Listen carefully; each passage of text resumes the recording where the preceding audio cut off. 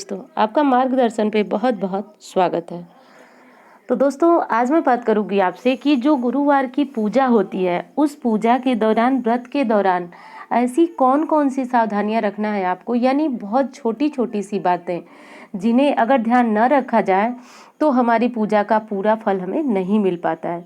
क्योंकि दोस्तों देखिए, ये सारे व्रत जो हैं मासिक या साप्ताहिक, ये कामना परक होते हैं। और कामना परक व्रत जो होते हैं, उनमें जितने नियम होते हैं उसको बहुत अच्छी तरह से निर्वाह करना पड़ता है। और अगर उनमें से कोई भी नियम अगर हम चूक जाते हैं तो हमें हमारी पूजा का पूरा फल नहीं मिल पाता है, यानी कुछ ना कुछ अधूरा बच जाता है। तो ये ध्यान रखना है कि जो हमारी पूजा है उसमें हम क्या ऐसा करें कि हमारी पूजा जो है वो पूर्ण हो सके। तो देखिए दोस्तों, आज मैं बताऊंगी आपको कि पूरे गुरुवार के व्रत में आप लोगों के कमेंट से ही मुझे ये मालूम चला कि मतलब क्या ऐसा है कि जो आप लोगों से छूट रहा है। तो दोस्तों, मैं कोशिश की हूँ उसी चीज़ों को आप लोगों तक पहुँचाने की। तो देखिए, ये सभी जानते हैं, हम सभी जानते हैं कि गुरुवार के दिन साबुन नहीं लगाना है, यानी लगभग जितने भी व्रतधारी हैं उन्हें सबको पता है कि साबुन नहीं लगाना है। और साबुन एक दिन नहीं लगाने से आपका कुछ बिगड़ भी नहीं जाता है। परंतु हाँ, जिनके छोटे बच्चे, और हाँ, सरसों का तेल भी मना किया जाता है, पर जिनके छोटे बच्चे हैं वो तेल वगैरह से मालिश कर सकते हैं। क्योंकि दोस्तों, भगवान भी समझते हैं, अगर छोटा बच्चा आप पे आश्रित है और आप उसकी सेवा नहीं करते हैं तो जाहिर सी बात है कि उसको परेशानी होगी। तो इसलिए आप जो जिस भी तेल से छोटे बच्चे की मालिश करते हैं वो कर सकते हैं उससे। अब पूजा के समय ध्यान दीजिए कि पूजा जब आप कर रहे हैं तो ऐसी क्या गलतियां हैं जो नहीं होनी चाहिए, और आमतौर पे लोग इन चीज़ों का ध्यान नहीं देते हैं। तो दोस्तों, पीला वस्त्र भी मुझे लगता है कि आप सभी को पता होगा कि गुरुवार के दिन जो भी व्रतधारी हैं वो पीला वस्त्र पहनते होंगे और पीला वस्त्र पहन करके पूजा करते होंगे। परंतु दोस्तों, हिंदू धर्म में पूजा पाठ में जो भी वस्त्र उपयोग में लाया जाता है वो वस्त्र साफ होना चाहिए। तो यानी जो डेली मतलब लाइफ में हम कपड़ा पहनते हैं वो उस तरीके से साफ नहीं रह जाता। यानी हम महिलाएं जो पीरियड्स वगैरह में भी वो कपड़े पहने रहते हैं, तो ऐसे कपड़े को पहन करके पूजा करने से आप बचें। यानी कोशिश करें, रोज़ की पूजा में तो नहीं हो सकता, अगर हो सके तो आप रोज़ ही एक पूजा के लिए अलग से कपड़ा रखें और पूजा होने के बाद आप उसे बदल दें। 2 या 3 दिनों के बाद आप उसे साफ कर लें। और अगर नहीं हो सकता है दोस्तों, तो विशिष्ट पूजा पाठ में, जैसे नवरात्रि हुआ, कोई व्रत हुआ, कोई त्यौहार हुआ, तो ऐसे में आप रेगुलर वाले कपड़े न पहने। तो गुरुवार की पूजा भी विशिष्ट पूजा मानी जाती है दोस्तों। तो इस दिन आप जो भी पीला वस्त्र पहनते हैं पूजा के लिए, उसे आप निकाल करके रख लें और प्रति सप्ताह आप उसे पहन करके पूजा कर सकते हैं। क्योंकि पूजा पाठ में दोस्तों, फिर बता रही हूँ कि शुद्ध और साफ वस्त्र का ही महत्व होता है। और नियम यही है दोस्तों कि जो वस्त्र हम अपने माहवारी के समय पहन लेते हैं वो पूजा पाठ के योग्य नहीं रह जाते हैं। तो दोस्तों, पहली चीज़ तो ये ध्यान देनी है आपको।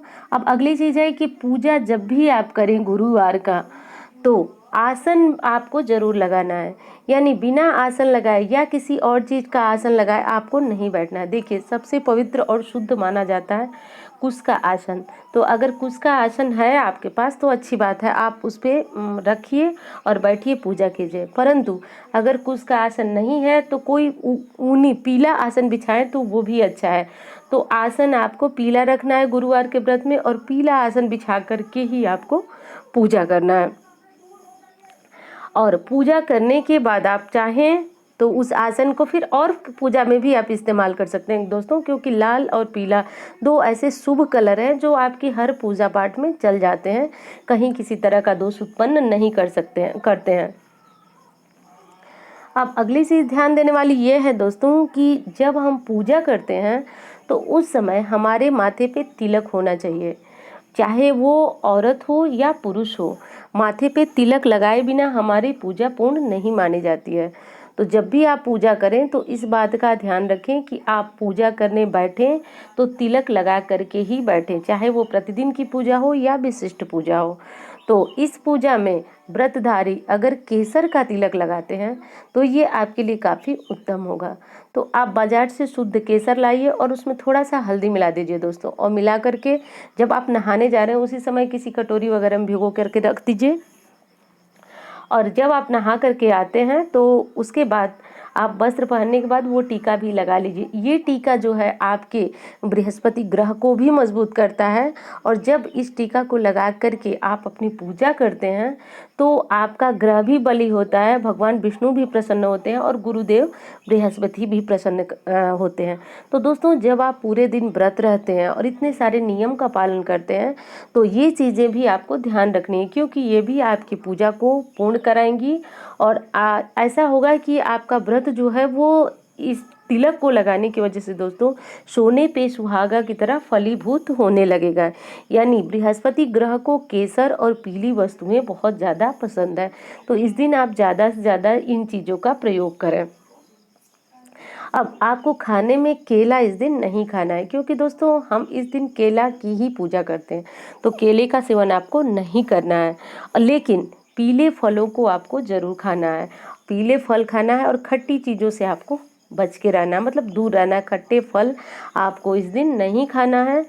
और अब अगली चीज़ आपको बताऊंगी कि जो आप व्रत रखते हैं तो उस व्रत के दौरान आप सुबह सुबह जो रेगुलर वाला ब्रश है उससे आप ब्रश न करें।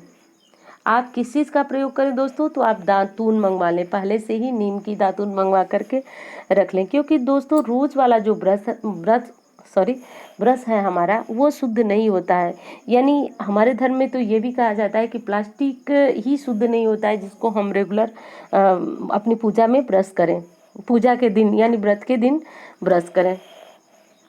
तो आप क्या कीजिए कि अगर दातून से आपको भी लगता है कि आपके दांत साफ नहीं हो पाते हैं तो आप रात को सोते टाइम बहुत अच्छी तरह से ब्रश कर लीजिए, और सुबह जब आप जगिए तो नीम की दातून से धीरे धीरे ब्रश कीजिए, क्योंकि दोस्तों वही शुद्ध माना जाता है और आपको इस दिन इसी तरह से अपने दांतों को साफ करना चाहिए।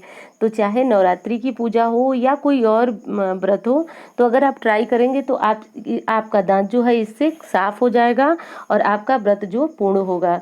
तो दोस्तों फिर बता रही हूँ मैं आपको कि इस व्रत में या कोई विशिष्ट व्रत में, पूजा में, अगर आप उसका पूर्ण फल चाहते हैं तो आपको उसके नियमों का पालन भी करना होगा।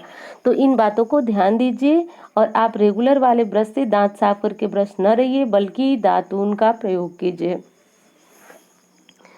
और जब भी आप कोई पूजा कीजिए दोस्तों, कोई भी पूजा हो, तो उस समय आप चाहे पुरुष हो या महिला अपने सर को ढक करके, पूरी तरह से सर को ढक करके और तभी पूजा कीजिए।